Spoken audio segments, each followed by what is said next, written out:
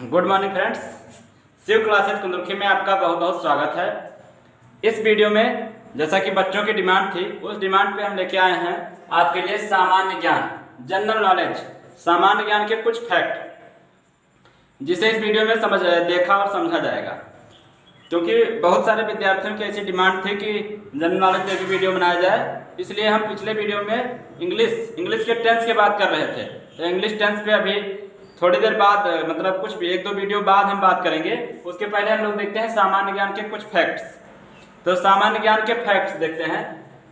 सामान्य ज्ञान के फैक्ट्स देखेंगे इसमें पुरस्कार, और जैसा कि सबको पता है पुरस्कार कब मिलता है, किसी कार्य में, किसी काम में, किसी भी काम, चाहे जो काम हो उसमें अगर आपने बढ़िया से बढ़िया प्रदर्शन किया है तभी कोई पुरस्कार मिलेगा। नहीं तो पुरस्कार ऐसे घटिया काम, सोने से पुरस्कार थोड़ी ना मिलता है। तो किसी विद्वान ने कहा है कि अपने फील्ड के पक्के खिलाड़ी बनो। अगर आप अपने क्षेत्र में सफल होना चाहते हैं तो अपने क्षेत्र के पक्के खिलाड़ी बनो। दुनिया की कोई ताकत आपको हरा नहीं सकती। कोई भी काम आप कर रहे हो, एक कहा जाता है कि अपने फील्ड के पक्के खिलाड़ी बनो, दुनिया की कोई ताकत आपको गिरा नहीं सकती। क्योंकि कहा जाता है कि जो भी शीर्ष पर बैठा है, शीर्ष पर पहुंचना तो आसान है लेकिन शीर्ष पर बने रहना मुश्किल है। जैसे शीर्ष पर कहना आसान है कि शीर्ष पर पहुंच जाना, मेहनत करके किसी तरह शीर्ष पे पहुंचा जा सकता है, लेकिन शीर्ष पर बने रहना या सबसे ऊंचाई पर बने रहना आसान नहीं होता। जैसे भारत के सबसे धनी आदमी मुकेश अंबानी हैं। अब धनी बनना तो आसान है, धनी बन सकता है आदमी, मेहनत करेगा तो धनी बन सकता है। मुकेश अंबानी के बराबर की बात मैं नहीं कर रहा हूँ, मैं बात कर रहा हूँ वैसे धनी, अपने गांव में, क्षेत्र में धनी आदमी मेहनत करे, पैसा कमाए तो धनी बन सकता है, लेकिन हमेशा रहेगा ये कोई जरूरी नहीं है। तो अब कहा जाता है कि अपने फील्ड के पक्के खिलाड़ी बनो। अगर आप सफल होना चाहते हैं तो अपने क्षेत्र के पक्के खिलाड़ी बनो। कहने का मतलब है जो भी काम आप कर रहे हैं उसको जी जान से, बिल्कुल मेहनत से करो, उसके पक्के खिलाड़ी बन के दिखाओ कि उस जैसा कोई ना रहे। चाहे आप कपड़ा ही सिल रहे हैं या कोई काम कर रहे हैं, उसमें आपके जैसा दूसरा कोई नहीं होना चाहिए। कहने का मतलब ये, पक्के खिलाड़ी का मतलब ये है, तो आप अवश्य सफल होंगे। तो जैसे अब आप कहा जाता है कि मेरे जैसा कोई ना हो, इसका मतलब ये नहीं कि तुम अपने आप को समझने लगो कि मेरे जैसा कोई नहीं है। कहने का मतलब है कि अपने फील्ड के पक्के खिलाड़ी बनो, मतलब उस विषय में सबसे ज्यादा जानकारी हो, सबसे ज्यादा महारत हासिल करो, ताकि आपके जैसा कोई दूसरा और उस क्षेत्र में आगे न रहे। तो यही कहा गया कि अपने फील्ड के पक्के खिलाड़ी बनो, अपने क्षेत्र के पक्के खिलाड़ी बनो, आपको सफलता से कोई नहीं रोक सकता। तो अब यह भी है, जो पक्के खिलाड़ी अपने फील्ड के होते हैं उन्हीं को पुरस्कार दिया जाता है। तो उसी पुरस्कारों पे हम बात करने जा रहे हैं। तो पहला पुरस्कार नोबेल पुरस्कार, ये अल्फ्रेड नोबेल के नाम पे बनाया गया।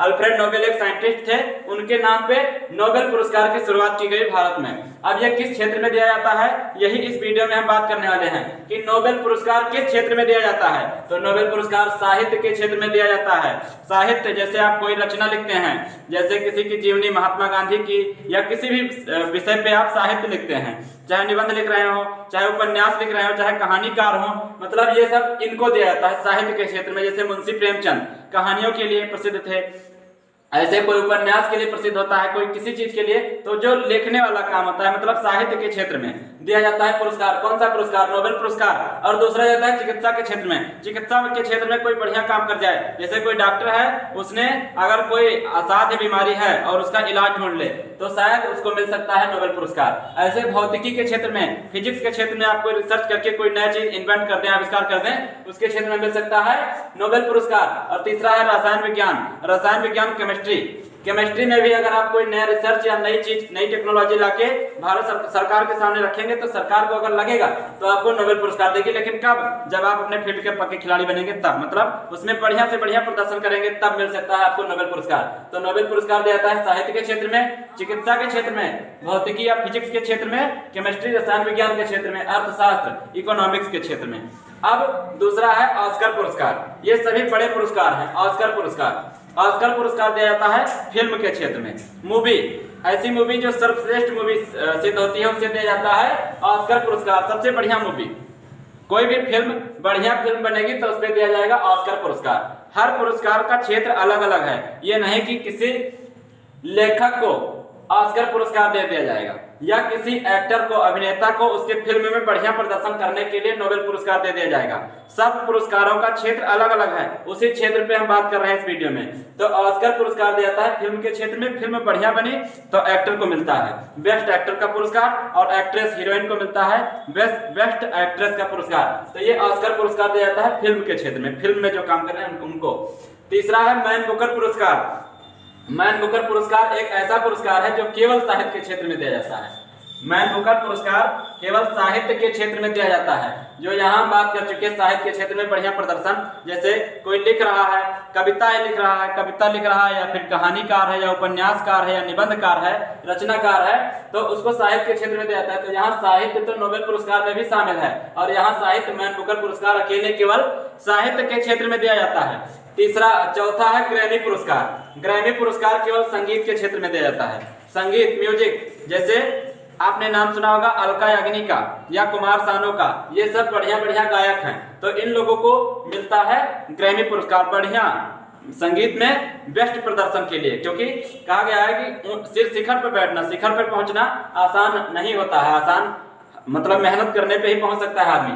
तो जो शीर्ष पर पहुंचा है उसी को पुरस्कार मिलता है। तो ग्रैमी पुरस्कार मिलता है संगीत के क्षेत्र में, म्यूजिक के क्षेत्र में, जो बढ़िया से बढ़िया प्रदर्शन करेगा उसे। पांचवा है भारत रत्न। जैसा कि सब जानते हैं भारत रत्न भारत का सबसे बड़ा पुरस्कार है, भारत रत्न पुरस्कार। और ये पुरस्कार सबसे पहले किसे दिया गया था भारत में रविंद्रनाथ टैगोर जी को सबसे पहले भारत रत्न पुरस्कार दिया गया था। तो भारत रत्न पुरस्कार ये बहुत सारे क्षेत्रों में दिया जाता है विशेष सेवा के लिए। कला में दिया जाता है, साहित्य के क्षेत्र में ये भी दिया जाता है। यही साहित्य जो यहाँ साहित्य की बात हुई वही साहित्य, ये साहित्य इसमें भी है। साहित्य के क्षेत्र में विशेष प्रदर्शन के लिए, कला के क्षेत्र में, विज्ञान के क्षेत्र में विशेष सेवा के लिए, अगर आपने उसमें विशेष सेवा किया। अब यहाँ कला का मतलब आर्ट नहीं है जो हम लोग आर्ट बनाते हैं, फिगर बनाते हैं। यहाँ कला का मतलब है आपके अंदर कोई अच्छा गुण है। जैसे आप शांति के लिए भी पुरस्कार पा सकते हैं। शांति की स्थापना भारत में अगर करने का प्रयास आप कर रहे हैं तो उसमें मिल सकता है आपको भारत रत्न। या फिर शांति मतलब लड़ाई झगड़ा ना हो, शांति का माहौल बने, तो उसमें मिल सकता है भारत रत्न पुरस्कार। तो कला के वो कला है आपके अंदर गुण, वो कला की इसमें बात हो रही है, ना कि फिगर बनाने वाली कला। तो भारत रत्न पुरस्कार कला के क्षेत्र में, साहित्य के क्षेत्र में, विज्ञान और विशेष सेवा, विज्ञान में, इन सभी चीजों में विशेष सेवा के में अगर आप विशेष सेवा इनमें दे रहे हैं अपनी, तो इसमें मिल सकता है आपको भारत रत्न पुरस्कार। छठवां है दादा साहब फाल्के पुरस्कार। दादा साहब फाल्के पुरस्कार भी फिल्म के क्षेत्र में दिया जाता है, और ऑस्कर पुरस्कार भी फिल्म के क्षेत्र में दिया जाता है। सातवां है ज्ञानपीठ पुरस्कार। ज्ञानपीठ पुरस्कार भी साहित्य के क्षेत्र में दिया जाता है, और मैन बुकर पुरस्कार भी साहित्य के क्षेत्र में दिया जाता है। आठवां है ध्यानचंद पुरस्कार। अब ये ध्यानचंद पुरस्कार, द्रोणाचार्य पुरस्कार और अर्जुन पुरस्कार, ये तीनों पुरस्कार खेल से संबंधित हैं, लेकिन तीनों में अंतर क्या है ये हम इस आगे समझने का प्रयास करेंगे। तो ध्यानचंद पुरस्कार दिया जाता है खेल में जीवन भर की उपलब्धि के लिए। पूरे जिंदगी भर जो खिलाड़ी अपना पूरा जिंदगी खेल में लगाते हैं और उन्होंने क्या क्या उपलब्धियां अर्जित की, क्या क्या उन्होंने सम्मान प्राप्त किया, क्या क्या उन्होंने पूरे जीवन में उपलब्धियां अर्जित की, तो अगर उपलब्धियों को देखा जाए उनमें उपलब्धियों के आधार पर दिया जाता है ध्यानचंद पुरस्कार। ये मेजर ध्यानचंद एक खिलाड़ी थे, उनके नाम पे बनाया गया ध्यानचंद पुरस्कार है, जिन्हें हम हॉकी के जादूगर भी कहते हैं, क्योंकि उनकी हॉकी भारत देश में ही नहीं विदेशों में भी मेजर ध्यानचंद को हॉकी में कोई हरा नहीं पाया, इसीलिए इनको कहा जाता है हॉकी का जादूगर मेजर ध्यानचंद। इन्हीं के नाम पर पड़ा है ध्यानचंद पुरस्कार। ये खेल में जीवन भर की उपलब्धि के लिए दिया जाता है। और 9वां नंबर है द्रोणाचार्य पुरस्कार। तो द्रोणाचार्य पुरस्कार दिया जाता है खेल के प्रशिक्षण में, जैसे जो खेल सिखाने वाले होते हैं उनको दिया जाता है अगर वो बढ़िया से बढ़िया सिखा ले गए। जैसे अगर सचिन तेंदुलकर को क्रिकेट का भगवान कहा जाता है तो उसका श्रेय कहीं ना कहीं उनके सिखाने वाले गुरु को जाएगा। तो जो गुरु सिखाते हैं, क्योंकि गुरु द्रोणाचार्य के नाम पर बना है द्रोणाचार्य पुरस्कार। महाभारत में कौरव और पांडव, 5 पांडव और कौरव की संख्या लाखों थी, तो वो जो 5 पांडव थे और कौरव थे उनके सबके गुरु द्रोणाचार्य, जो वहां पे धनुर्विद्या सिखाने का काम करते थे, जिन्होंने एकलव्य का अंगूठा दान में मांग लिया था, उन गुरु द्रोणाचार्य के नाम पर पड़ा है द्रोणाचार्य पुरस्कार। तो अब गुरु के नाम पर ही पड़ा है, इसीलिए इसी से समझ सकते हैं कि ये गुरु को ही मिलता है। किस गुरु को?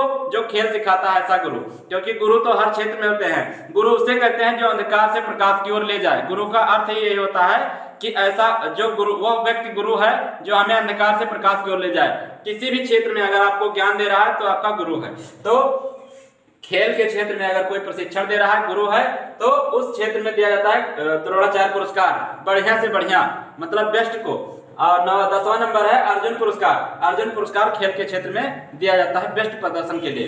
तो ये 10 पुरस्कार आशा करता हूँ समझ में आए होंगे। एक बार फिर से रिवाइज करने का प्रयास करते हैं।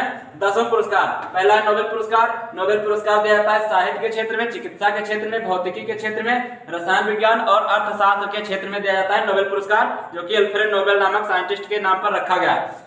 दूसरा है ऑस्कर पुरस्कार। ऑस्कर पुरस्कार फिल्म के क्षेत्र में दिया जाता है। तीसरा है मैन बुकर पुरस्कार। मैन बुकर पुरस्कार साहित्य के क्षेत्र में दिया जाता है। चौथा है ग्रैमी पुरस्कार। ग्रैमी पुरस्कार संगीत के क्षेत्र में दिया जाता है। और पांचवा है भारत रत्न पुरस्कार, जो भारत का सबसे बड़ा पुरस्कार है। इसे कला, साहित्य, विज्ञान के क्षेत्र में विशेष सेवा के लिए दिया जाता है। और छठवां है दादा साहब फाल्के पुरस्कार। ये फिल्म के क्षेत्र में दिया जाने वाला पुरस्कार है। 7वां है ज्ञानपीठ पुरस्कार। ऐसा पुरस्कार जिसे साहित्य के क्षेत्र में दिया जाता है उसे ज्ञानपीठ पुरस्कार। ज्ञानपीठ पुरस्कार साहित्य के क्षेत्र में दिया जाता है। 8वां है ध्यानचंद पुरस्कार। खेल में जीवन भर की उपलब्धि के लिए दिया जाता है ध्यानचंद पुरस्कार। और 9वां नंबर है द्रोणाचार्य पुरस्कार। खेल के प्रशिक्षण के लिए, बेस्ट प्रशिक्षण के लिए दिया जाता है द्रोणाचार्य पुरस्कार। और 10वां है अर्जुन पुरस्कार। खेल के क्षेत्र में दिया जाने वाला पुरस्कार अर्जुन पुरस्कार। आशा करता हूँ ये सारे 10 पुरस्कार आपको याद हो गए होंगे। और अगर इस वीडियो में आपको कोई भी कठिनाई आ रही है तो कमेंट सेक्शन में अपने क्वेश्चन पूछ सकते हैं। ये वीडियो कैसा लगा ये कमेंट सेक्शन में जरूर बताएं। तो ये रहा सामान्य ज्ञान के कुछ फैक्ट्स। और इसी के साथ जय हिंद दोस्तों।